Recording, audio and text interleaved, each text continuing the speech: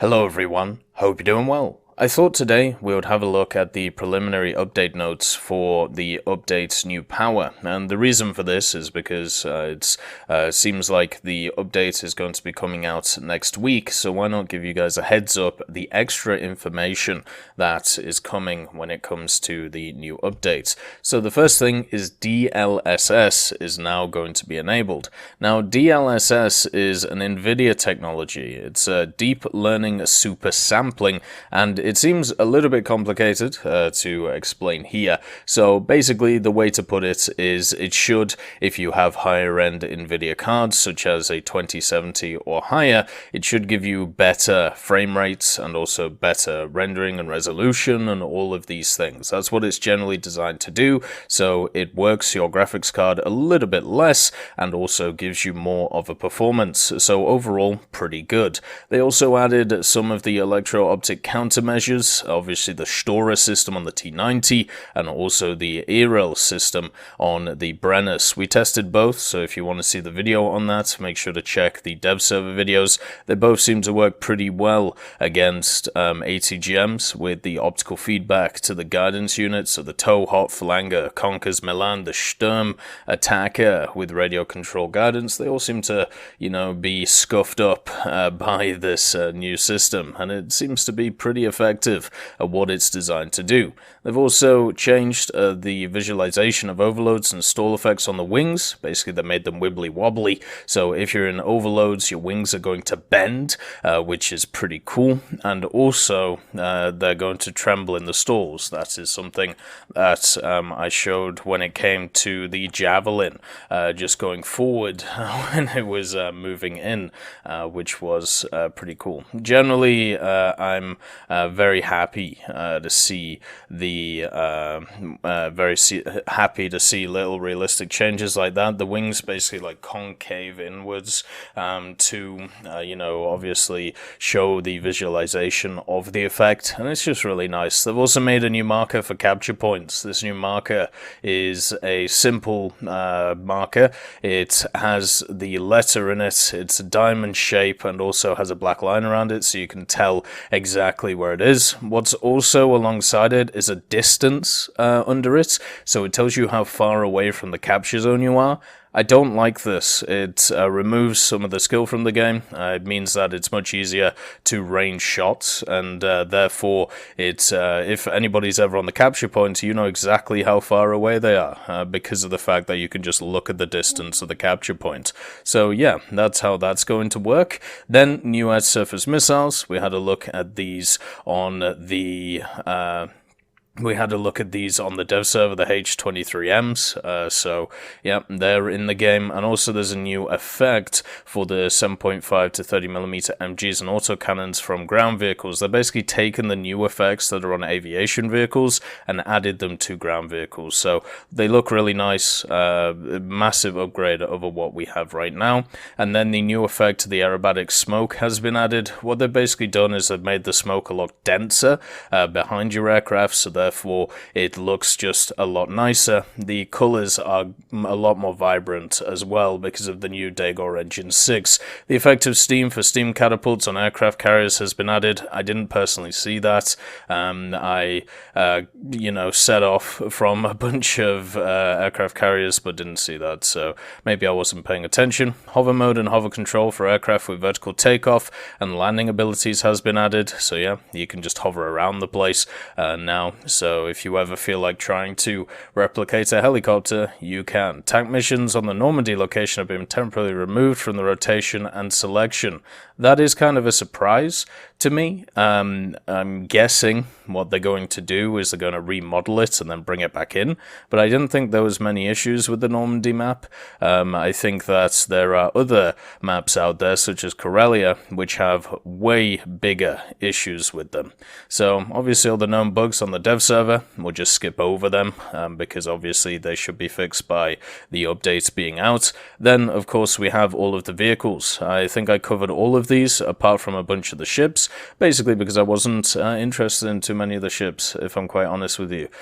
So the ones that I covered, I was interested in, but all the others weren't that interesting to me.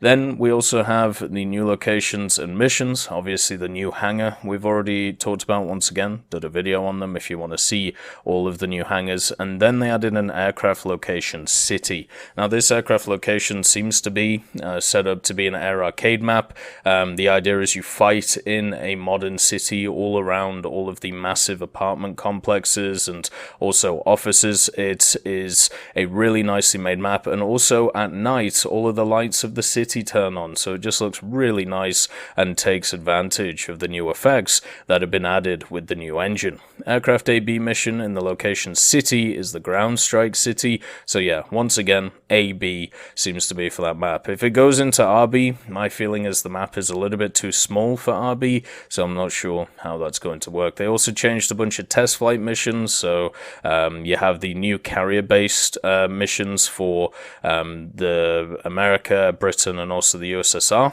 and this is just based around if your vehicles are something like the Fleet Air Arm from the British, you're able to take off from carriers and stuff, which is pretty nice, you know. It's nice to see the new models of the carriers, even though I don't think they're going to be that effective when it comes to the game. Then, the models for the aircraft carriers and test flight missions for the modern US and British aircraft have been changed. Not entirely sure how they were changed. Well, apart from if they're just saying the old carriers are gone and the new carriers are in, then yes, they have changed quite a lot. New test flight for the Ka-29, yep, that is taking off from the Soviet carrier that's now in the game, and new targets in the test missions for ships with large tonnage. So they basically just added a new ship on the end of the line of ships, which are generally just sat there.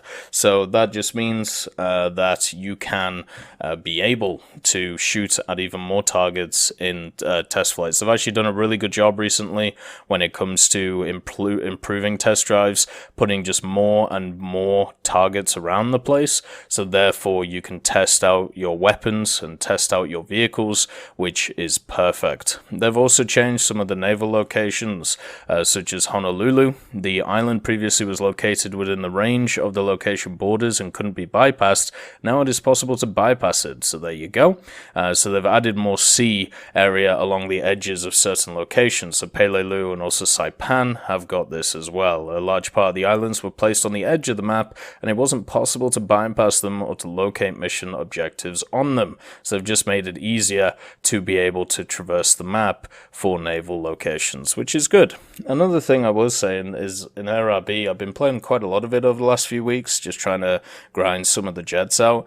I don't see the naval aerialistic maps anymore. You know, I don't see any of the Pacific maps, and I don't know whether that's just because people have them blocked or people have them, you know, disliked, but I just never see them. I only pretty much just see all of the European maps, which are in the game, and also a bit of Hokkaido. They've also changed a bunch of aircraft in AB missions, so these include Iron Range, Fjords, Ireland, Greece, Moscow, coast of France, Green Ridge, Norway, Poland, Rice Terraces, top of the world, Spain, and Guiana Highlands, so a hell of a lot of them.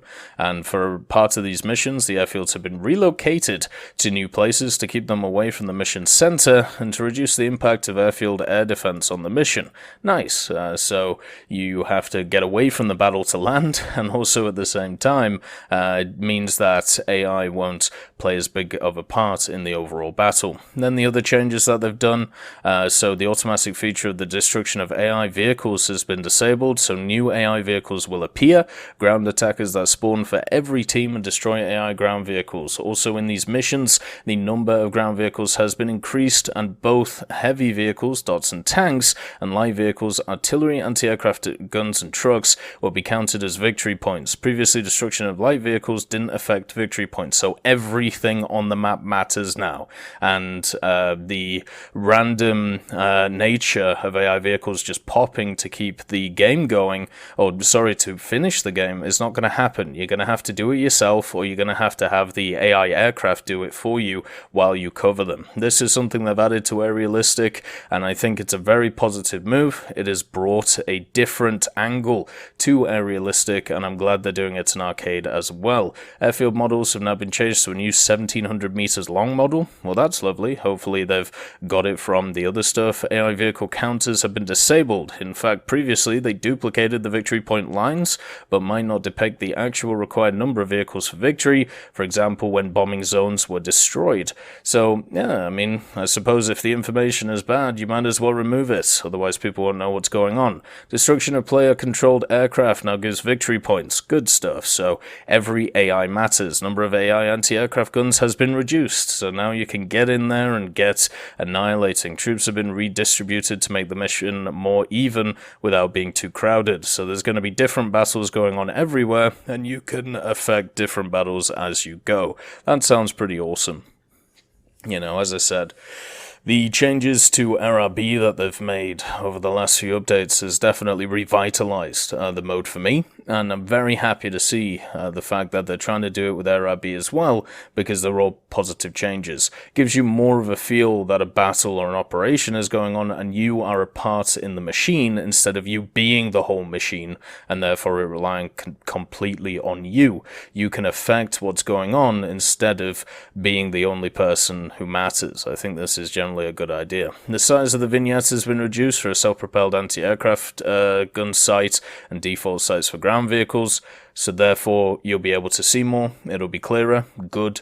The 2S6, the Tunguska, gets a new missile. This new missile, the only difference between the other missile is it has an extra 2 kilometers of range, so it goes up to 10 kilometers. This is obviously nice for it. It means that it can range pretty much anything in the game. The mouse and the E100 get that new round that we talked about on the dev server. High velocity, high pen, over 300 millimeters. Should be pretty good for the machines. The RL44, the values of the armor thickness for the hull and turret have been specified. Didn't check that on the dev server. Hopefully it isn't a bad change, and what I mean by that is hopefully it doesn't get rid of the armor, because the RL44 was pretty fun to play and also was finally getting a lineup around it. The Florak and the Roland get some pretty big buffs. So the guidance speeds have changed from 45 to 85 degrees per minute in horizontal guidance and 25 to 40 degrees per minute in vertical. So that is incredibly good, and their reload has also gone down to 5 seconds from 10. So these are big buffs to the Florak and the Roland. Whether people will use them or not is obviously a different story. Then they changed the following ground vehicle shells to make them more accurate fragmentation scheme. So they changed HE, Heat, and Hesh. The only one I tested is Hesh. Hesh is worse than it was before, and it was already pretty bad.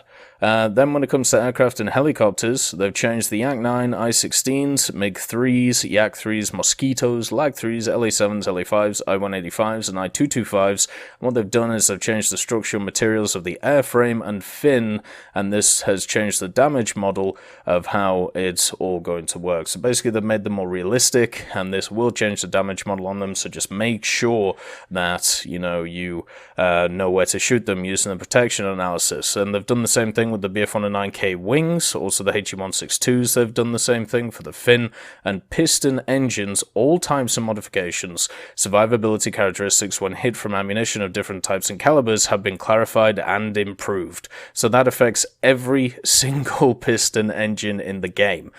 So we're going to have to see how that goes. When I was at least shooting up AIs and shooting up other players on the dev server, I didn't see too much of a difference, apart from when you hit the engine of certain AIs, they go pop, and it looks absolutely beautiful. The K-50 and K-52 for the APU-6 pylon, which is the pylon which holds the Vickers missile, has been implemented with a system of deviation downwards by 12 degrees. This means that you have way more vertical guidance for the K-50 and K-52s when it comes to its missiles. When, the Vickers, which are the proximity missiles, they are the choice for many helicopter players, so therefore why not just make them even easier to use, because they ain't One of the two things at high tiers which can frustrate me are night battles, first of all. I advocate to completely remove them. And then also the K50 and K52. But at least there is counters to those. There is no counter to night battles. They've also added a detailed cockpit to the K50, so that's always nice. One of the only real heli changes this update. The MiG-21 SMT, they've updated the cockpit of that as well. It looks absolutely beautiful. I also think they've done it with the German one as well. And then for most aircraft missiles, a system of the empennage deployment, where it was provided as standard, has been implemented, which will look really nice. The possibility of launching several missiles simultaneously have been implemented for ATGMs with beam guidance. We tested this with Hellfires. They all lasered onto the target, and they all went at once. So if you decide that that tank over there needs 3 missiles instead of 1, guess what? You'll be able to fire all 3 at once, and they'll all track the target at the same time. So you'll just hit doof, doof, doof, doof, and, well, you'll be dead. Position angles for launch possibilities and maneuverable characteristics of the missiles and ATGMs have been specified, so hopefully that, that could be to do with how the new ATGMs are working now. The ATGMs have actually given a new physical model. They look really cool. They look very much realistic when it comes to, how they look. And then at the same time, they follow, some of them follow like a cone shape where they start wide and then they work their way in. That's probably what that's talking about there. The possibility of changing the numbers of used suspended weapons for single use has been added. Well, that's good. The possibility to hide radar indications in the interface and the switched off radar no active counter detection system has been added for aircraft. So this means if you turn off the radar, it gets rid of everything on the hood to do with the radar. It just leaves you with a little circle on the right hand side, and what this means is you can just activate it like you have it, so it just takes off a lot less of the screen. So this is obviously a positive if you don't want all the clutter, if you don't use the radar. The R60, they've reduced the explosive mass to 1.15. This is a huge nerf to the R60. And the R60M, they've also changed it to 1.35. So hurt these missiles quite a lot. They had an explosive mass which I believe was above 3 before. So now, they're still very accurate missiles. Let's just hope that the proximity fuse works properly on them. Otherwise, there's going to be a lot of really annoying situations. The Fab 50, the 1000 used on aircraft, have been replaced by the SV version. These have, I believe, more explosive mass than before, and they do a ton of damage. New icons for the mine weapon modification and guidance out surface missiles has been added, so it just looks a bit nicer, and it does look pretty nice. A new effect for aerobatic smoke has been added, as we talked about before. Now, when it comes to Naval, they're changing a bunch of stuff, obviously, with the new tech trees come out, there's a bunch of other stuff that comes along with it. So when it comes to naval weaponry, distance and armor penetration for the Italian 120mm has been corrected, and then the Chidori Matsuki 120mm HE shell with the bottom fuse has been added, so then you're going to have to grind out them again.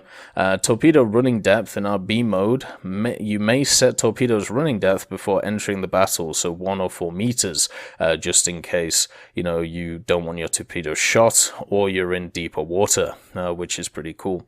In AB, torpedoes automatically select the optimum depth for hitting the target if the seafloor permits, so you don't have to worry about it in AB. The naval modifications and crew skills. So crew system has been reworked. Blue water ships from light cruisers, crew compartments redistributed to the internal space of a ship that is not occupied by other modules. Modules such as boiler rooms, transmission, ammunition storage, artillery turrets, multi-level elevators, and torpedo tubes now have their own crew. So every part has crew now. If such a module is damaged or destroyed, the disabled crew is replenished from other compartments as the module is repaired. When a compartment is destroyed, its crew is irretrievably lost. So pretty much, if you keep focusing on one area and it keeps getting repaired, eventually the ship is going to lose all of its crew because it's going to have to keep averaging out the crew to that area. The number of drainage pumps operational is now important, so damaging these pumps, the water is pumped out more slowly. Maximum penalty for pumping speed in case of disabling of all pumps is 25% of the maximum. So now, once again, the DMs are just more realistic for naval, and they've also added a bunch of stuff along with them as well. such as coal bunkers. They're built with voluminous, that's a really tough word, armor and provide additional protection in approximate the following proportion. 1 meter of coal is 27 millimeters of structural steel. Bunkers have been added to the armor view, where you can see the actual thickness at every front. So this mainly obviously affects some of the new battleships which are coming in, so they have even extra armor underneath the ridiculous belts they already have. The Zara, the roll angle in a turret in a turn has been corrected, and the Peacock, they've also fixed it there, and also the HMS London. The visual models, the Peacock has now got an animation of the case ejection for the main caliber turret, wonderful stuff, the 76mm Otto Melara. Then the MS-53, the rails have been added to the stern turret, isn't that lovely as well? The interface, the indicator of AI firing mode, by default button E, has been moved to the action panel. I think that's a good change, it means that there's less clutter on the screen. Now, when it comes to economy and research, we obviously we all know that the coastal fleet and the blue water fleet are getting separated into their vertical trees, so the research of the blue water fleet begins with backup destroyers that are now available to all players. So now you'll just be able to, if you want to play big ships, get straight into the big ship action. Then the Panzer IIIe has also been made a reserve, and this just means that now new players will have access to more tools when it comes to German tech tree. This is only a positive. Decals for identification marks have been added, always nice to see, and Jaguar GR1 and A get some additional camouflages. It looks like some desert camos and winter camos for them. They look really nice. The visual style of the interface has been updated. Interface background has become more transparent. Background blur has been added. Yeah, they've just made it so everything looks more homogeneous, which is always a positive. Interface navigation using a gamepad and keyboard has been improved. D-pad on the gamepad and keyboard arrows move the cursor over the interface elements. I mean, it works until the problem is they've screwed with the controls of how it works, so I'm going to have to go into the control menu and figure out what it is, because it is easier to scroll through stuff now, but at the same time, it doesn't select it as you go, so you have to select everything as you go, and if you do that, you click on stuff that you're not supposed to when you're trying to find other things. So that's a bit of a problem, but I'm sure that'll be fixed. Then a bunch of game mechanics have been changed. In ground battles, destroyed players' vehicles now remain on the battlefield until the end of the mission. In this case, any player can hook a tow cable to any destroyed vehicle and tow it to another location to free up a route or passage or use it as cover. This is a massive change and it's going to affect ground realistic a lot. Imagine if you have two vehicles and they die, then they're just going to be sat there blocking a lane. They can also be used as defensive cover, and moving them out the way with tow cables, even though possible, is going to take a lot of time. So this can really be an effective way at making it incredibly hard to push points, because this will only favor the defensive side once they are in those positions. The nickname of a player that gives the target designation has been added and is placed now above the target designation marker for squads of 3 or more players. So this is basically talking about when you squad up with people, then you'll be able to put down that squadron marker that's there, and it will have your name above it so you know who put it there. Smoke indication on capture points has been disabled in ground and naval missions. I think this is good. All it did is stop visibility, at least with higher graphics settings. Much better just to get rid of it, make it a cleaner look. Everybody knows what is captured because of the, diamond shape in the center. Capture point markers have been moved from the world game space to the HUD. In ground and naval missions, the distance to the capture point border in the view area has been added. As I said, that little bit there at the end, that needs to be removed. For ground and naval missions, the number of grid cells has been standardized. In missions where the width of the battle zone is less than 5,000 meters, the number of full cells is equal to 7, and with a width of 5,000 meters or above equals 10. So yeah, they've standardized the grid squares. Now it makes sense on each of the maps what grid squares correspond to what. This is only a positive once again. More information equals power. The display of the grid cell size on the minimap has been added in ground and naval missions, so you can kind of predict how far you need to go. Reference vehicle modification and test drive will now use all modifications except mutually exclusive ones, and not just those affecting vehicle characteristics. This is great. Once again, you can now test a vehicle at a better rate compared to before. This is always good. Then a bunch of graphical changes. So obviously they've updated the game engine to 6.0. They've obviously updated the atmosphere, weather conditions, clouds, fogs, light processing. We've already been through all of this on the dev server. Then the new visual effects for aircraft. You know, you got the gunshots, the jet engine effects, aircraft shells, bomb hits. All of these things look amazing. And then the traces of shell hits on ground vehicles have been reworked and improved. On already destroyed and burning ground vehicles, an internal fire can now be seen through the gaps. Remember, this is to do with if you shoot a vehicle, then it creates a hole in the vehicle that you can see through. Therefore, you'll see the fire in that hole. The shape of the penetration now depends on the angle of impact. Armor-piercing shells stuck in a tank's armor, when not pierced completely, have been added. That's awesome. New firing effects for ground vehicle machine guns and automatic cannons for calibers now, between 7.5 and 30. Already talked about that before. And obviously the DLSS stuff has also been added. The sounds as well. So they've added new authentic sounds for Swedish vehicles, the STRF-90, CV-90-120, LVKV-90, CV-90-105, IKF-91, then of course the IKV-103 and the IKV-72, so that's always nice. They've also had new sound design for engines assigned to a number of wheeled vehicles as well, the Type 16, R3T20, Fiat 6614, the 6616, the Orbal 74, R3T106FA, the Centauro, Romor, the Centauro, and then the Centauro MGS have also been created. So hopefully it won't sound like you are pushing a cart along instead of an actual proper job wheeled vehicle. The Leclerc and the Leopard 2A5 have received new and improved engine sounds. The 2A6 should be in there as well. But yeah, they do sound very meaty. They sound lovely.